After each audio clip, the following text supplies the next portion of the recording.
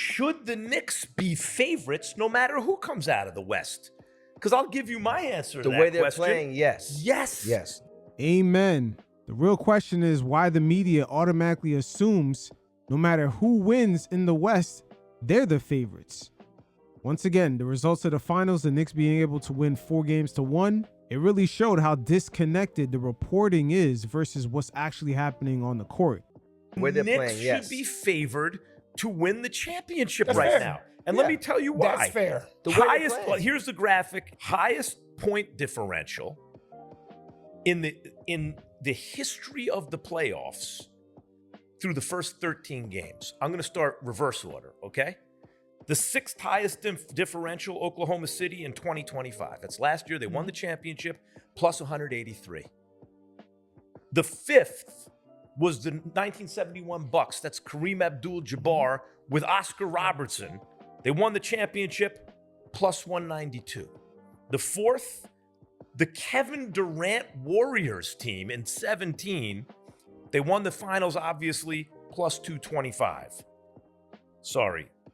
Anyway, I skipped two teams. The Bulls plus 184, Michael Jordan won the finals, and the Lakers 87, that's Kareem, Magic, and Worthy, plus 193. Anyway, by far, the biggest point differential is plus 234 for the Knicks this year. Every other team in the top six won the championship that year. And even if you might be thinking, well, that game against Atlanta, they won by 1,000,000 points. They'd still, even if you took that game out, they'd still be top six. It's the Knicks. Sheesh. Preach, Max, preach. Once again, them being ranked underdogs, it shows you the fucking disconnect. I can understand Vegas doing it because that was a trap bet.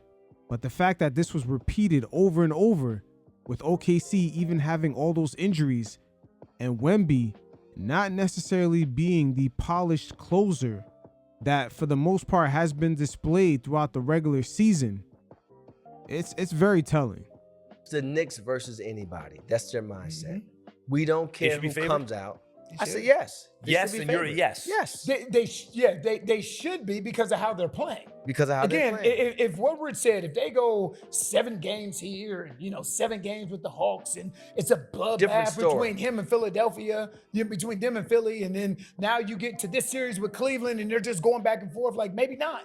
But the fact that it's not winning, it's how they're winning. It's how you're winning. It's how you win. It's not losing, it's how you lose. They're playing the best team basketball right now.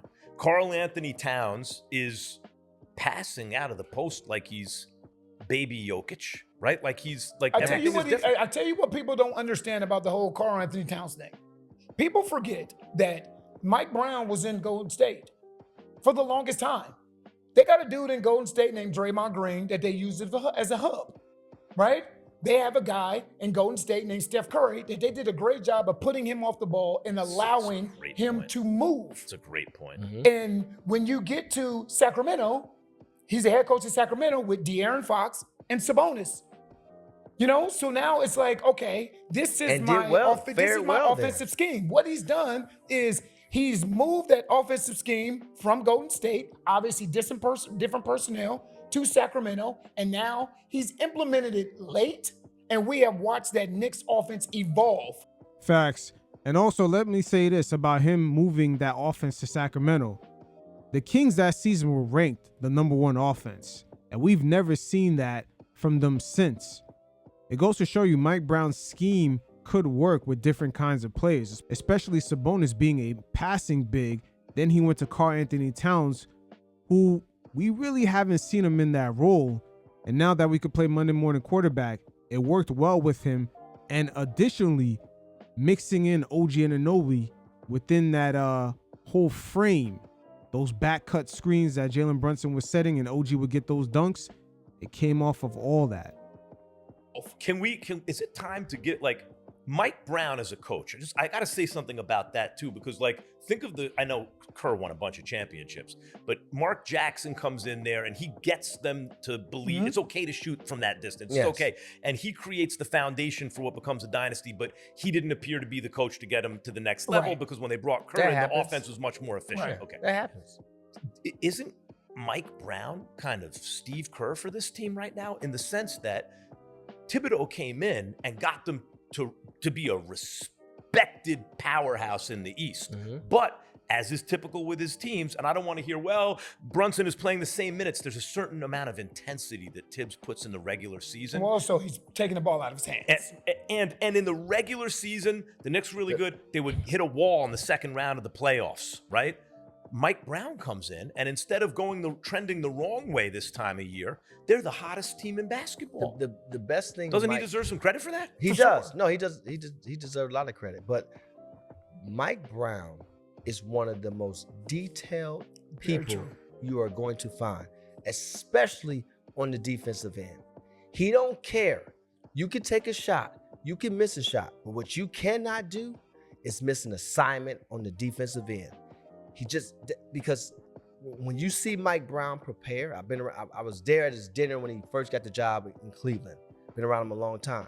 He suffers because he worked on that. Because anyone with LeBron back then, it's like, oh, that's because of LeBron. No. I'm just saying, Mike Brown's reputation, based on what I'm seeing right now, is not. No, Mike Brown's. He's a good coach, but he is not getting enough credit for what's happening with the Knicks right now. Sacramento hadn't been to the playoffs since. Mike Brown's reputation is not an elite coach. It's a good coach. But maybe that needs to change. But what also people don't understand about Mike Brown is he was here.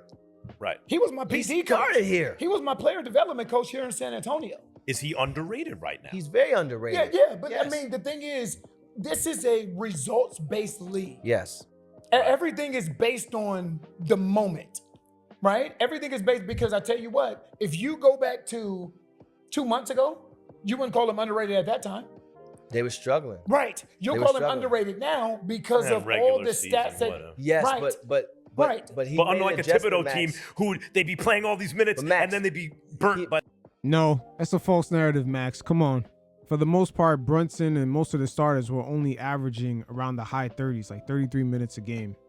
You know, I'll tell you what, that Derrick Rose injury, it really kind of put a stain on Tibbs. God damn, people are still hanging on to that narrative, even though most of his players actually like playing for him. Burnt by the playoffs. He made a major adjustment. Play faster. Right. Get Brunson, get the ball out of Brunson's hands. Right. Playing through Cat. Right. People don't see it, but he gets Cat going very early. Another genius thing he did. Oh, you want to foul Mitchell Robinson? Great. Foul him now. Yep. We're going to put you in the bonus early. Yep. That's so smart. And then we're going to grind. That's so. In other words, Atkinson's thinking we're going to put Mitch on the line. And so go ahead. Mike Brown he did this in game 3. Right, here's the bait. Go right ahead. And they got the little net there, and he took the food. But here's why the Knicks mentally should be so Star Wars reference. Should be so confident. Twice in the playoffs, they came back from 27 down against the Hawks, right? To win that game. Remember? Wasn't that in Atlanta when they came back and they beat the Hawks? The Hawks was up. Was the Hawks up? Was it 26? I think they was up 27. Yeah. And then to come 22. To come back from 22. But to come down not only 22. We've seen that happen with teams where they feel like no lead matters. Your lead doesn't matter. This is what is the most gangster thing about that game. They're down 22 with 7.5 minutes left. They wound up winning in overtime by 11. Yes. That's a 33-point swing. Once you got into overtime. Yeah, but I'm saying overtime, that's like a 12 minutes minutes of game time. A 33-point swing? But you're so deflated. You gotta have such a resilient mindset to burst through that. All these dynasties have a captain who's an extension of the coach on the floor. Bill Russell or Derek Jeter or Tom Brady or whoever it is, right? Jalen Brunson is the floor general for the Knicks. The number one reason they feel, I think, like no deficit is insurmountable for them is because they believe in their guy. I want to talk about Jalen Brunson for a second. If the Knicks win, and we believe they should be favored, and they win the whole thing, is he the GOAT Knick? Is he the GOAT Knick? I mean, Walt Frazier. Okay, let me rephrase. Well, no. First, is he the GOAT Knick? Because no, Max, he can't be the GOAT Knick yet. He hasn't been part of the team long enough, but he definitely will be up there. It's still a little bit too early to say. Then we could talk about modern NBA, like 79, 80 on. Walt Frazier has 2 chips. Is it still Walt because he's got 2? Or because Brunson will pass Patrick Ewing if he gets rings don't matter in this culture, so. Yeah, I don't know what the fuck Rich Paul is talking about. That must be some LeBron James shit. I don't know what he's talking about. Don't matter. Rings don't matter. So I would say yes. Rings don't matter in what culture? People don't count the rings. What? You don't. What, Knicks fans? Because there aren't that many No, of them? I'm just saying. Like, Bill Russell. No, LeBron James fans, because there's not that many either. Remember what he said in Miami? Not 1, not 2, not 3, not 4, not 5, not 6. He kept going. And if it wasn't for the bubble, they would only have 3. Has 11 rings. Right. No one considers him the GOAT. They did for a while. They don't do it right now. No one has 11 rings. Yeah, but the league was much, much, much smaller. Right. So what I'm saying Okay. is the league was much, much different That's when true. Clyde So played. okay, are so you in giving, the modern era, at least, right? Maybe Brunson gets extra credit and is immediately the GOAT Nick if they win the championship. Is he? I would never disrespect Clyde Frazier. I know that's. I would never You know do what that. we need to do? We need to hard, ask man. Clyde. We We should can ask Clyde. Yeah, we can. Here's what I'm saying. We'll leave it up to Clyde. That's what I was going to say. Let's Let's put that leave it on up to film. Clyde. I'm going to act like By Clyde. the way, Clyde. Now, when it comes to the Knicks, due to recent history of just them being considered a losing franchise, there's always been a mix-up because even though in recent years that has been the case, when it comes to the championship level, the standard is very high for the Knicks organization. Walt Clyde did beat the very best of the best in the league.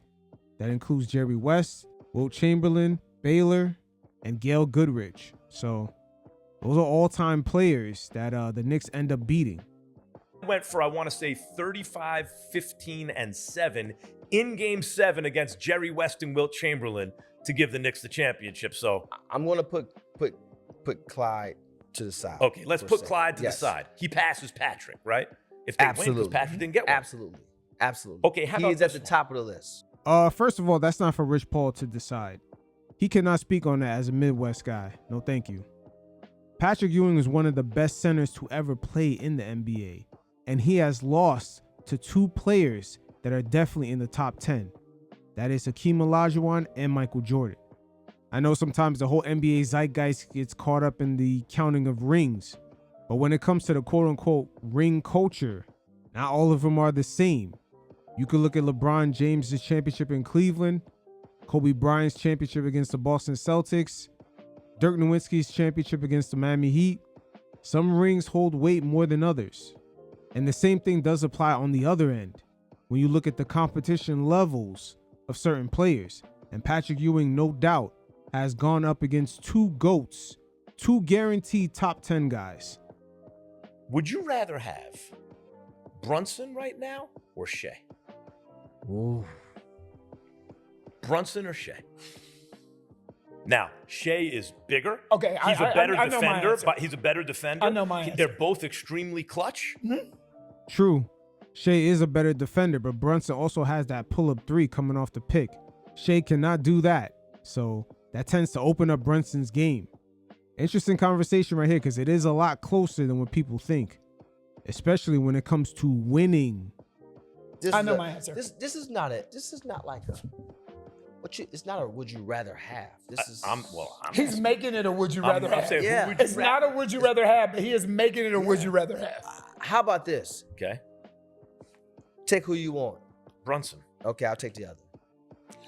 In today's NBA, so what you're telling me is I don't know anything else. I don't know who else is on my roster. Okay, Okay? I have to take the taller, more versatile of the 2. okay. So that's Shea, who's Yes. also, by the way, Shea's a good defender. Right. That's like one of the most underrated parts of his game. He's No an excellent question about it. How about for this Knicks team? Well, Could you the- swap Brunson out? Who in the NBA could you swap Brunson out for and think the Knicks are still as good as they are right now? Shea. One, who's an MVP. Are you saying reigning guards? No, You saying yeah. just guards? Well, would you take? Okay, how about this? Brunson or Luka? Now, before Rich Paul answers this, one thing they overlooked about Brunson, he does have an off-ball game. That's what really allowed the offense to reach up to another level when things ran through Cat. Brunson was still able to cook. I don't know if SGA or Luka could even do that. Those are more on-ball players. You're trying to win a championship, Brunson or Luka? okay, I can tell you who mine is. Go ahead. And I'll tell you the reason why. Go ahead. I would say Brunson. And the reason I would say that is because I've seen Brunson play with and without the ball. I agree. I haven't seen Luka as talented as Luka is. And Luka is crazy talented. He can score from anywhere on the floor, excellent passer, but I haven't seen him play where his usage is low. Hey, Antonio Daniels is getting right where I was getting at. Imagine if Luka was on the Knicks in that Hawks game 4, where things started to get ran through Cat. Could Luka function in that environment the same way Jalen Brunson did? A lot of stars cannot do that. Again, that's what's beautiful about the NBA game. There's a lot of art and nuance mixed in there. It's not just about the numbers and counting the championship rings. You know what I mean? The good thing about Jalen Brunson that we're seeing now is he's off the ball a lot, right? You're using Carl. And the thing is, I don't blame Luka for that though.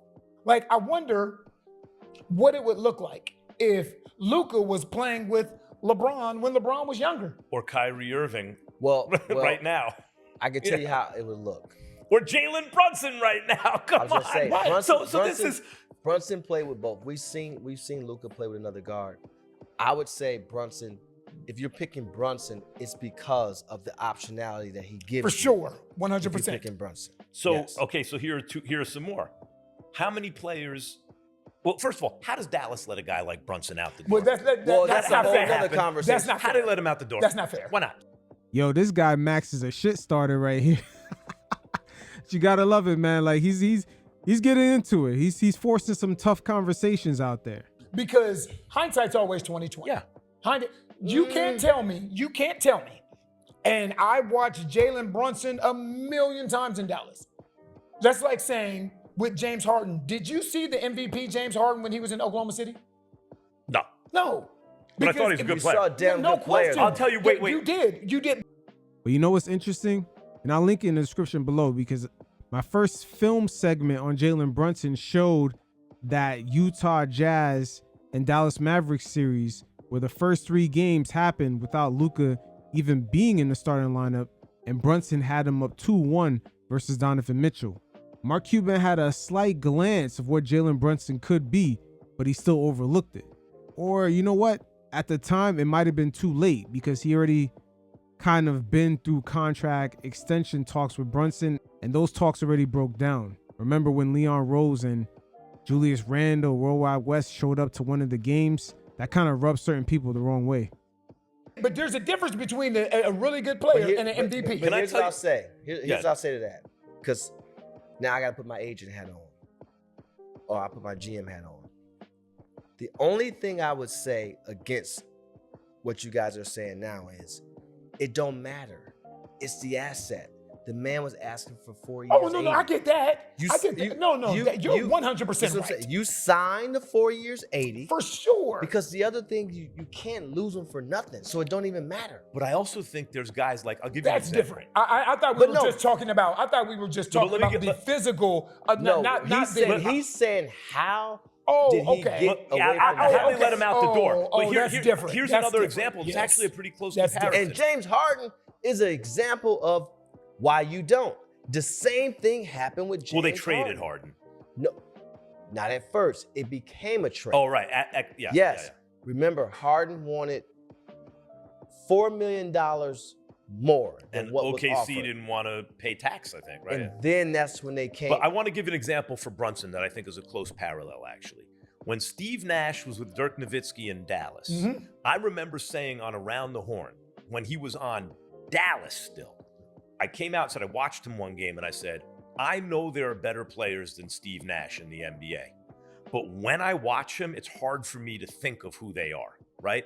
And this is when he's still in Dallas. They hadn't unlocked him to this He hasn't won the MVP but you yet. could Mhm. see certain guys. Now, Brunson, undersized, I understand why you don't want to pay him because in the NBA nowadays, especially an undersized guard is a defensive liability. He can be exploited, the whole thing. But he's the kind of guy, like now watching him on the Knicks more closely, if you have a guy like that on your team, doesn't matter the numbers he's putting up. A guy like that, and he's putting up numbers, you don't let him out the door.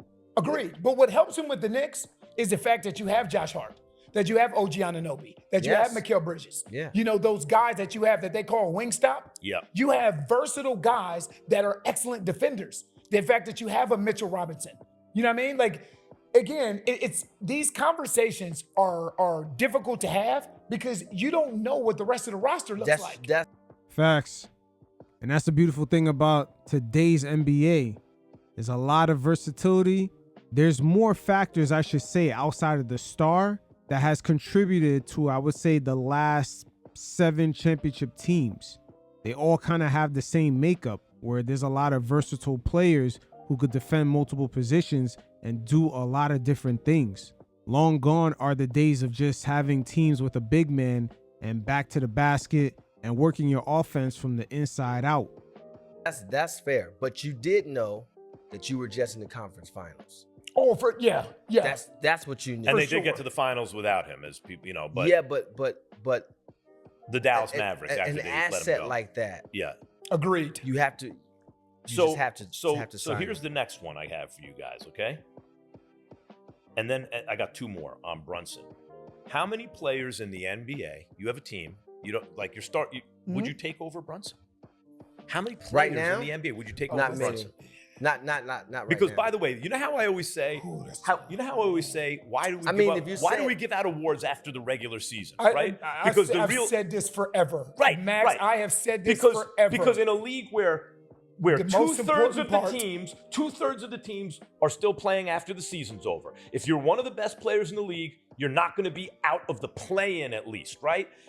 The highest leverage games, and there are many of them, are in the playoffs. Don't matter. If you ask me, but in the regular season, who's better? Cade Cunningham, who I love. Cade Cunningham is an old school. He's gonna, if he stays healthy, he's in the Hall of Fame one day. I love Cade Cunningham. Regular season, Cade or Brunson? Ooh, that's close. I'll probably take Cade.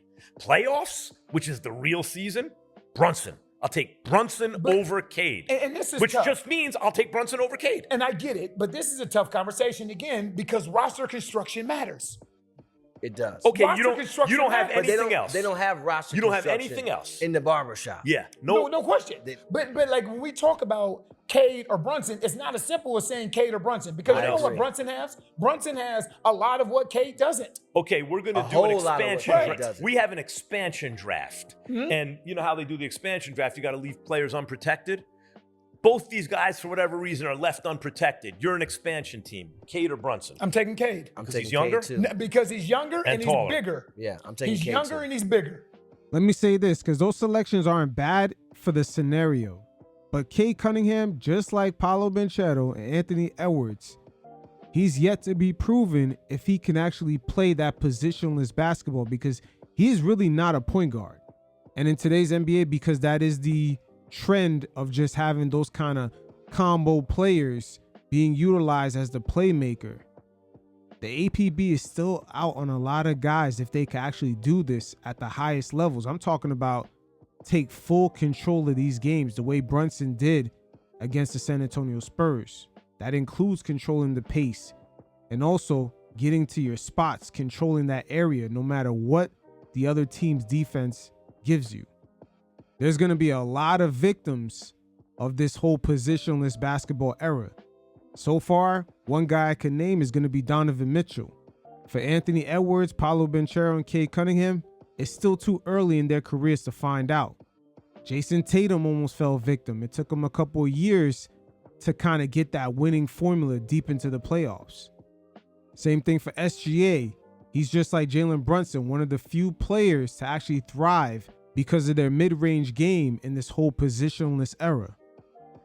I got to say, guys, based on what I'm seeing from Brunson, in terms of the shooting, the clutch ability, everything about. But this, we ain't saying nothing different from Brunson this year than we saw last year. Let's say what I mean. It's great. Because you agreed with the postseason thing. I said for several years in a row, going back 3 or 4 years, when it comes to the playoffs, Jimmy Butler's a top 5 player in the NBA. 100%. That's the same thing as saying, but you don't need to say when it comes to the playoffs. That means that Jimmy Butler's a top 5 player in the NBA.